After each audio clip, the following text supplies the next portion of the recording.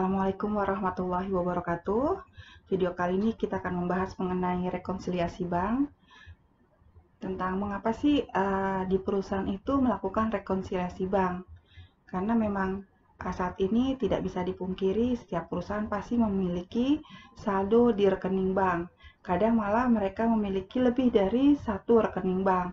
Bisa 2, 3, kadang malah ada yang memiliki rekening bank tidak hanya dari mata uang rupiah, kadang beberapa mata uang asing tergantung transaksi dari masing-masing perusahaan. Oleh karena keterkaitan antara perbankan dengan perusahaan tersebut, maka banyak sekali transaksi antara perusahaan dengan pihak perbankan yang dilakukan dalam transaksi aktivitas perusahaan. Jadi rekonsiliasi itu penting karena perusahaan perlu untuk mengecek ketelitian pencatatan dalam rekening menurut catatan dari sisi perusahaan tentunya dan menurut catatan dari banknya.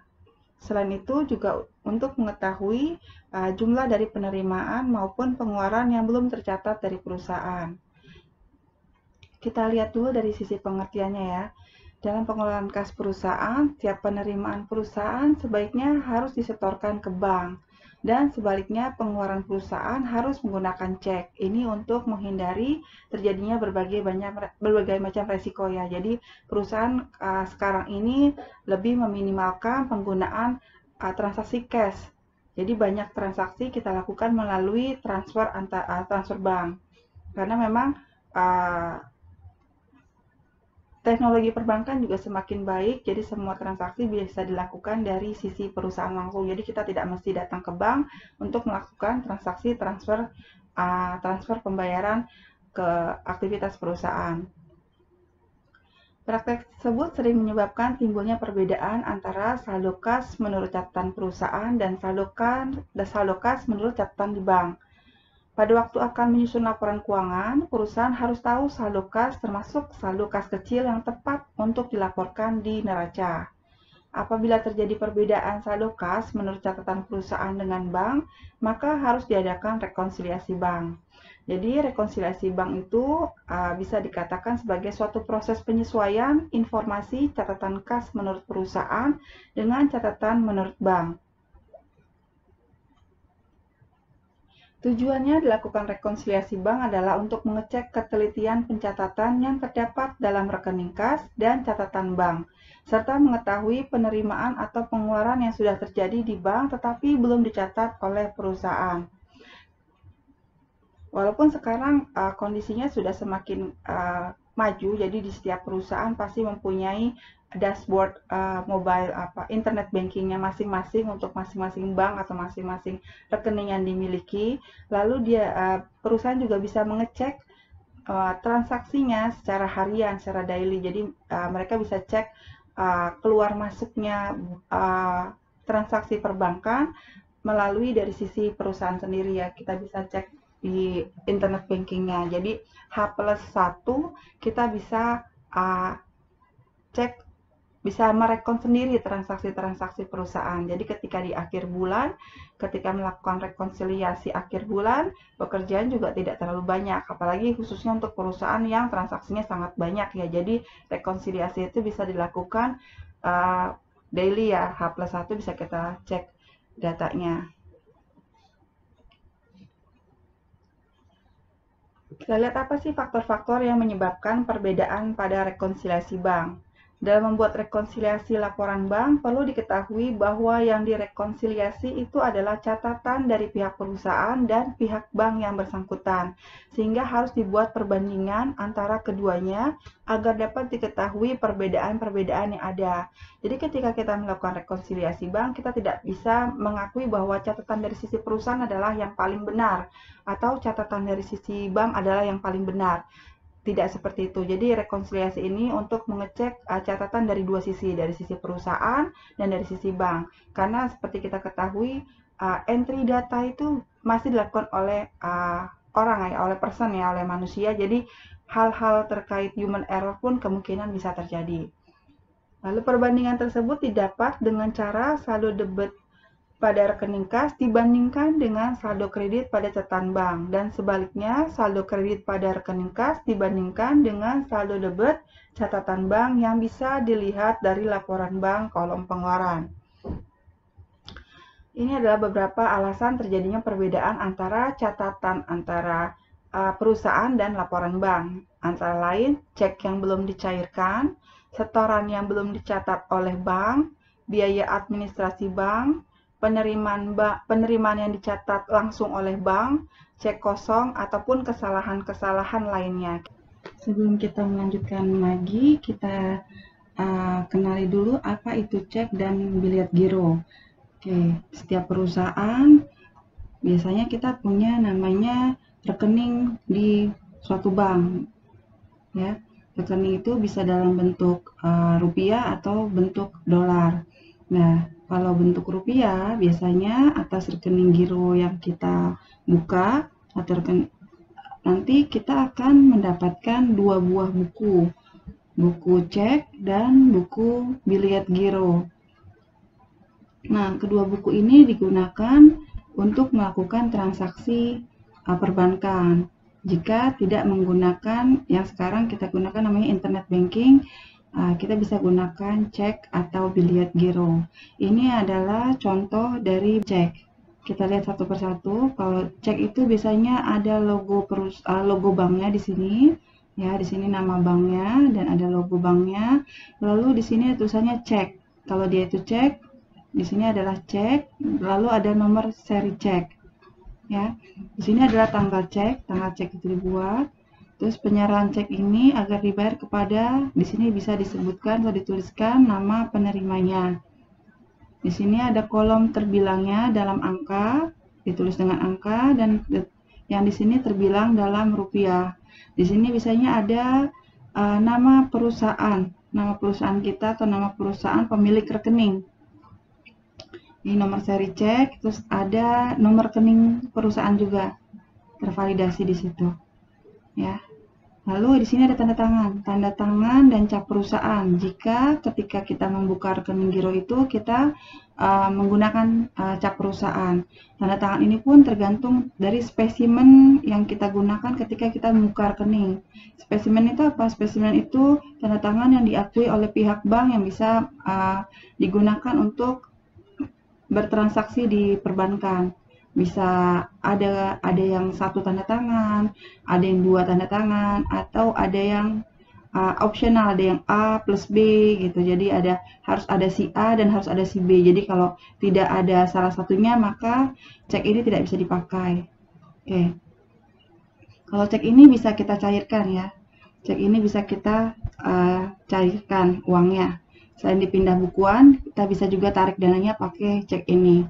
Kalau dari sisi pengertian, cek ini adalah surat perintah tidak bersyarat untuk membayar sejumlah dana yang tercantum dalam cek, di mana penarikan dapat dilakukan baik atas nama maupun atas unjuk dan merupakan surat berharga yang dapat diperdagangkan. Jadi, dan ini perlu diketahui sangat-sangat hati-hati menulis cek, ya.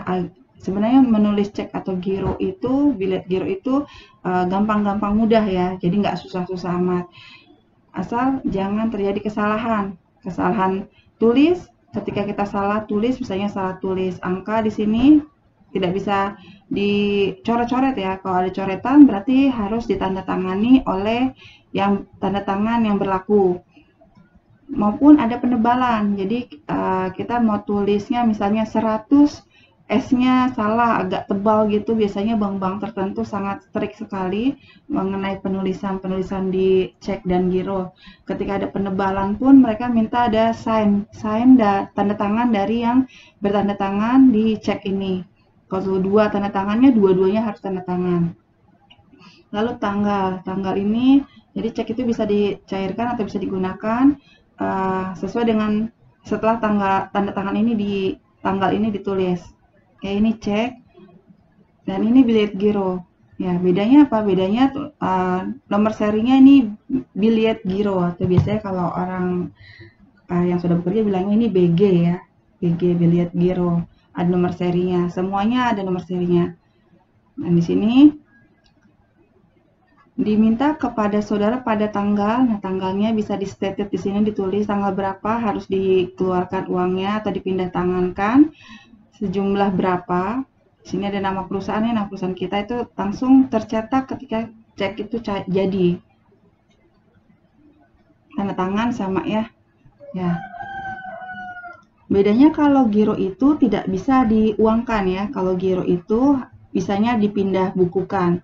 Nah, peraturan bilet giro yang terbaru itu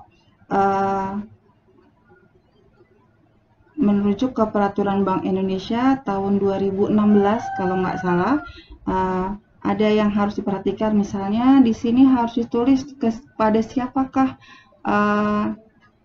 kepada siapa giro itu diberikan. Jadi ketika di bank yang tertulislah yang bisa memindah bukukan giro tersebut ke rekening yang tertuju itu. Jadi tidak bisa, kalau dulu kan giro itu kosong ya. Jadi maksudnya tidak ada namanya, tidak ada tanggalnya. Jadi kita hanya bikin bilet giro, karena bilet giro dulu itu berlakunya agak lama ya, 3 bulan. Kalau yang aturan baru berlakunya hanya 70 hari. 70 hari masa berlakunya. Oke, ini bilet giro ya. Bedanya kalau cek bisa langsung dicairkan secara tunai, kalau bilet giro hanya bisa dipindah bukukan, dimasukkan ke rekening yang lain. Ini adalah contoh dari rekening koran perusahaan. Rekening koran sama seperti kayak kita punya buku tabungan di bank. Ketika kita print out buku tabungan kita, maka akan terlihat mutasi transaksi yang kita lakukan, pengambilan atau pengeluarannya. Bedanya ini berbentuknya bisa bentuk satu kertas ya, satu kertas seperti ini. Tapi kalau kita minta rekening koran atas transaksi tabungan kita juga bisa, nanti bentuknya akan jadi lebar juga. Di sini ada nama perusahaan atau nama pemilik rekening, terus nomor rekeningnya, halaman berapa, terusnya periode rekening koran ya, biasanya 1 bulan ya. Nah, di sini kalau rekening koran ada keterangannya, keterangan transaksinya ya di sini. Oke, ini mutasinya, ini saldonya. Lalu ada saldo awalnya berapa, mutasi kredit berapa, mutasi debitnya berapa, saldo akhirnya berapa, dan ada biaya materai yang dianggap lunas. Ini contoh dari rekening koran. Ini contoh rekening koran Bank BCA ya. Kemudian hal-hal yang menimbulkan perbedaan dapat digolongkan sebagai berikut. Yang pertama adalah elemen-elemen yang oleh perusahaan sudah dicatat sebagai penerimaan uang tetapi belum dicatat oleh bank, atau kita sebutnya deposit in transit. Misalnya setoran yang dikirimkan ke bank pada akhir bulan tetapi belum diterima oleh bank sampai bulan berikutnya, yaitu setoran dalam perjalanan atau kita sebut dengan deposit in transit. Atau setoran yang diterima oleh bank pada akhir bulan tetapi dilaporkan sebagai setoran bulan berikutnya karena laporan bank sudah terlanjur dibuat, yaitu setoran dalam perjalanan atau deposit in transit. Realnya seperti ini. Jadi misalnya ada kita akan sebenarnya dari sisi customer sudah menginformasikan bahwa dia sudah mengirimkan pembayaran atas tagihannya dengan mengirimkan kita bukti transfernya. Nah, bukti transfer pembayaran itu misalnya dia transfer di akhir bulan tanggal 31 Agustus oleh perusahaan. Kita kalau sebenarnya sih kalau kita baru terima bukti transfer kita belum bisa catat juga ya, karena kita harus cek juga di rekening koran. Kalau tidak ada di rekening korannya, kita akan pending untuk mencatat penerimaan tersebut sampai itu muncul di rekening koran. Atau contohnya lagi seperti ini, misalnya ada uang kas di perusahaan yang melebihi bottom saldo minimumnya. Jadi misalnya perusahaan hanya mengizinkan uang kas yang ada di tangan hanya sebesar 5 juta, tapi ketika di akhir bulan tanggal 31 saldo kasnya sampai dengan 15 juta. Berarti pemegang kas harus menyetorkan kelebihan kas itu ke bank. Ya, 10 jutanya mesti disetorkan ke bank. Nah, karena ini akhir bulan tanggal 31, pemegang kas ini harus segera ke bank sebelum bank itu tutup, karena bank tutup misalnya jam 3 sore. Nah, kondisinya kalau mereka setornya ke beda bank, nah itu akan masuk cut off time-nya kan biasanya kalau transfer antar bank jam 2 atau jam 1 siang ya udah tutup. Jadi kalau lebih dari jam itu akan dijalankan hari kerja berikutnya. Nah, kejadiannya mungkin mereka punya rekeningnya BCA, tapi mereka store-nya lewat bank lain, misalnya lewat BNI.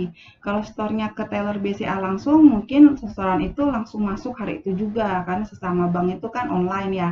Tapi kalau setoran itu melalui bank lain yang beda bank, maka karena ada cut off time, dana yang sudah distorkan tadi baru akan masuk ke rekening kita, rekening perusahaan di hari kerja berikutnya.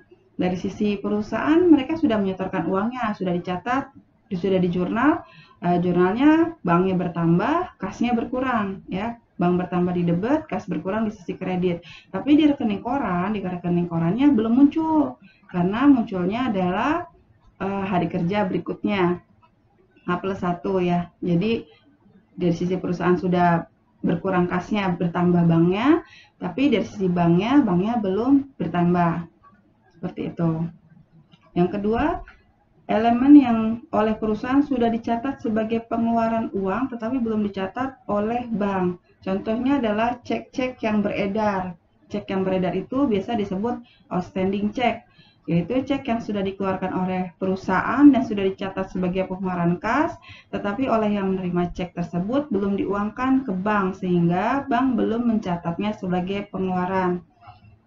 Dan kedua, cek yang sudah ditulis dan sudah dicatat dalam jurnal pengeluaran uang, tetapi ceknya belum diserahkan kepada yang dibayar, maka cek tersebut belum merupakan pengeluaran. Oleh karena itu, jurnal pengeluaran kas harus dikoreksi pada akhir periode. Ini maksudnya gini, jadi ketika kita bekerja ya, misalnya ada pengeluaran yang jatuh tempo tanggal 25 Agustus. Jadi harus dibayar tanggal 25 Agustus. Kondisinya mungkin di sini belum ada internet banking ya, mereka harus membayarkannya lewat cek. Nah, lalu oleh pemegang cek, mereka menyiapkan voucher transaksi pembayarannya dengan ceknya. Karena cek itu kan mesti ditandatangani oleh pimpinan ya, oleh yang memiliki otoritas tanda tangan di cek. Maka mereka menyiapkan ceknya, lalu cek itu sudah ditandatangan dan sudah dibayarkan, diserahkan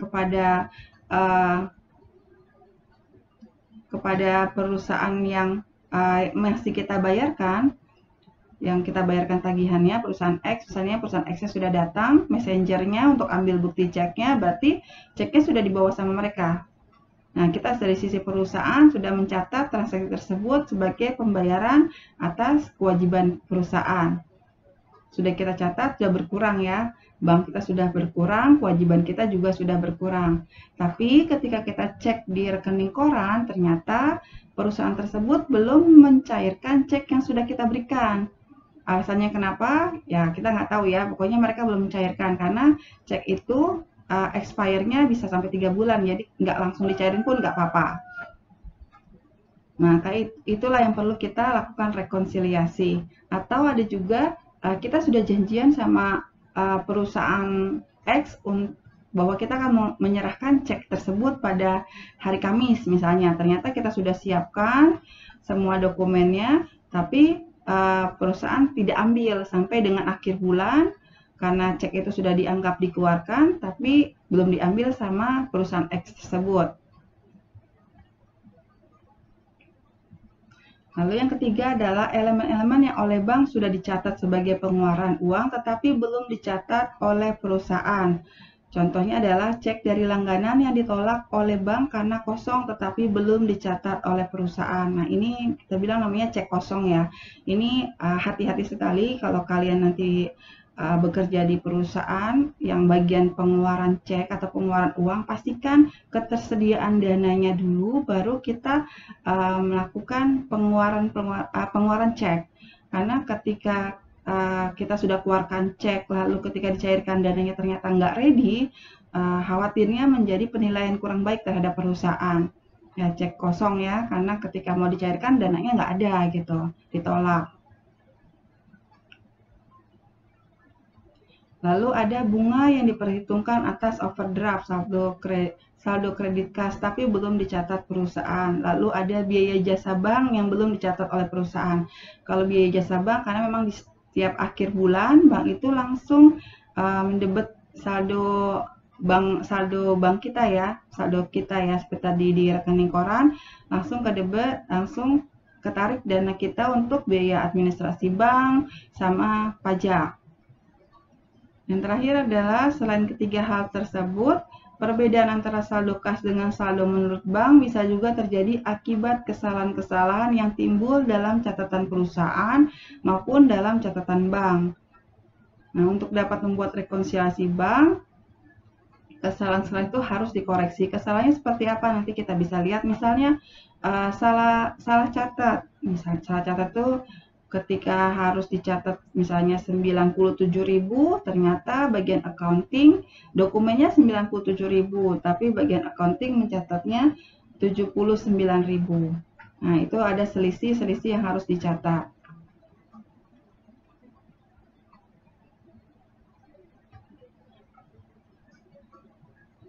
Oke. Suatu perusahaan pasti bertransaksi bank dari sisi penerimaan maupun pengeluaran ya. Nah, karena ada hubungan timbal balik ini, transaksi penerimaan pengeluaran dari perusahaan ke bank, biasanya ada namanya perbedaan posisi keuangan. Nah, itulah yang menyebabkan perlu dilakukan rekonsiliasi. Bedanya apa? Deposit in transit, outstanding check, atau kesalahan pencatatan. Deposit in transit adalah setoran yang dilakukan oleh pihak perusahaan di mana pihak perusahaan sudah mencatat setoran tersebut, akan tetapi pihak bank belum mencatat dalam rekening koran. Contohnya ini ya, ada hubungan timbal balik antara perusahaan dengan bank ya.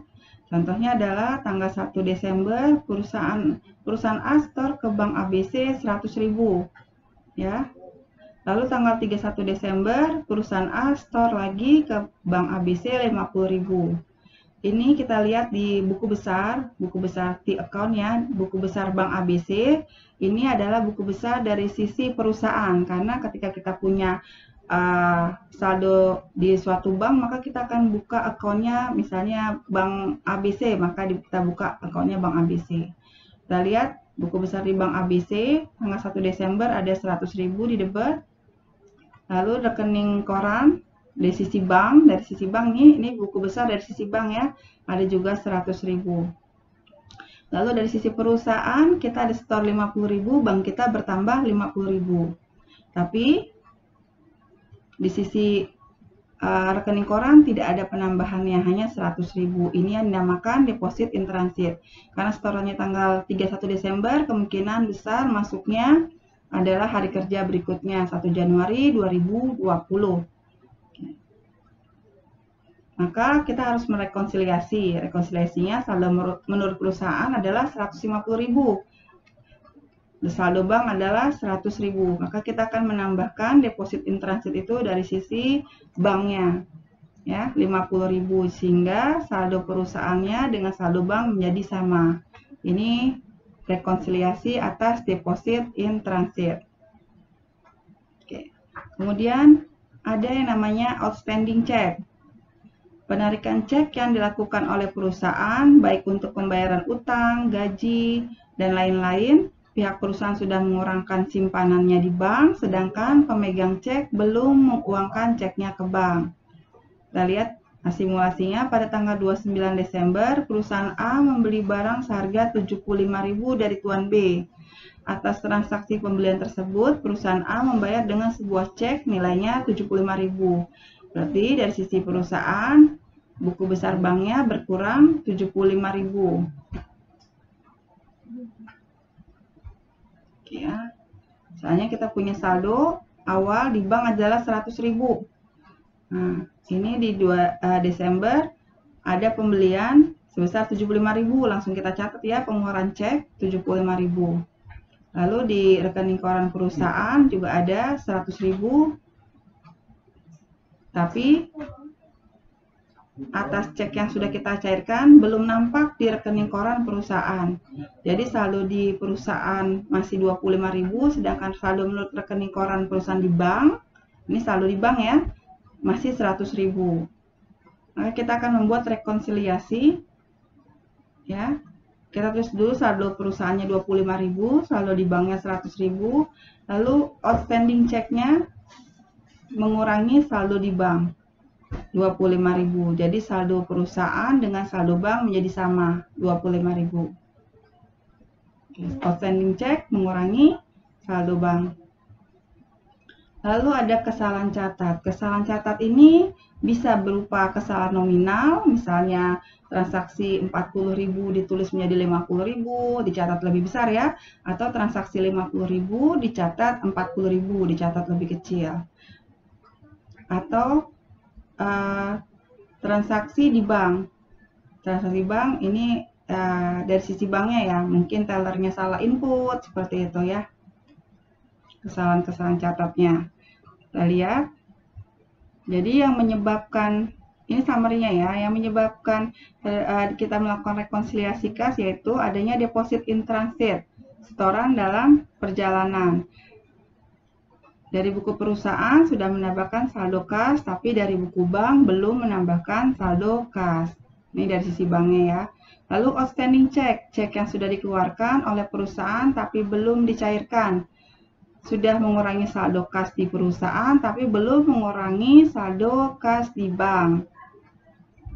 Lalu kesalahan pencatatan, pengaruhnya tergantung jenis kesalahan pencatatannya.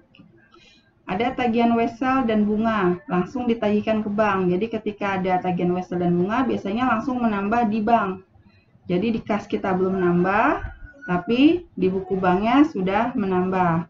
Bunga giro bank, di sisi perusahaan belum ada penambahan, tapi di sisi banknya sudah menambah. Biaya administrasi bank, di sisi perusahaan belum ada pengurangan, tapi di sisi bank sudah mengurangi saldo kita. Terus cek kosong, non-sufficient fund, dari sisi perusahaan sudah menambah saldo kas, harus dikurangi, dari sisi banknya tidak berpengaruh. Kita lihat contoh pengerjaan rekonsiliasi bank berikut ini. Contohnya, perkiraan kas di bank dari PT ABC per 30 November 2019 menunjukkan saldo sebesar 8.457.800. Ini berarti pencatatan dari sisi perusahaan. Sedangkan laporan rekening koran di bank pada tanggal yang sama menunjukkan saldo sebesar Rp10.371.110. Nah, perbedaan tersebut dikarenakan yang pertama adanya deposit in transit sebesar Rp1.852.210. Kemudian ada outstanding check sebesar Rp3.065.270. Lalu ada bank telah menagih untuk PT ABC Rp770.000 atas wesel plus bunga yang diserahkan penagihannya. Nilai nominal wesel tersebut Rp750.000. Jadi nilai nominal weselnya Rp750.000, bunganya adalah Rp20.000. Lalu kemudian nomor 4, sebuah cek nomor XX55 yang ditarik sebesar Rp10.000, keliru dibebankan oleh bank sebesar Rp100.000. Jadi ada penarikan cek sebesar Rp10.000, tapi oleh bank dicatat sebesar Rp100.000. Jadi bank mencatat terlalu besar ya. Yang kelima, sebuah cek sebesar Rp69.000 yang digunakan untuk melunasi hutang kepada CV Abadi oleh bagian akuntansi perusahaan dicatat sebesar Rp96.000. Jadi kalau di sini ceknya ditulis sebesar Rp69.000, tapi dicatat di jurnal oleh bagian accountingnya sebesar Rp96.000. Jadi dicatat terlalu tinggi ya. Selisihnya adalah 96 dikurang 69. Yang terakhir ada biaya bank pada bulan November 2019 sebesar Rp6.750 belum dibukukan oleh perusahaan. Yang diminta adalah buatlah rekonsiliasi bank pada tanggal 30 November 2019. Kita buat rekonsiliasi bank. Rekonsiliasi bank kita catat dulu saldo menurut perusahaan sebesar Rp8.457.800 dan saldo menurut banknya Rp10.371.110. Lalu kita buat penambahan di sisi perusahaan dan di sisi bank, dan pengurangan di sisi perusahaan maupun di sisi bank. Kita analisis satu-satu. Yang pertama, adanya deposit in transit. Tadi kita sudah jelaskan sebelumnya ya, sudah ada penjelasannya. Deposit in transit itu sudah dicatat di sisi perusahaan, tapi di sisi banknya belum dicatat. Atas deposit in transit berarti saldo di bank akan kita tambahkan sebesar 1.852.210. Oke. Kemudian adanya outstanding check sebesar 3.065.270. Ya. Dari outstanding check ini maka kita kurangi di sisi bank, ya, di sisi bank sebesar 3.065.270. Outstanding check ini apa? Dari sisi perusahaan sudah dikurangi, tapi di sisi bank belum berkurang karena ceknya belum dicairkan oleh pemegang cek, ya. Jadi dikurangi di sisi banknya.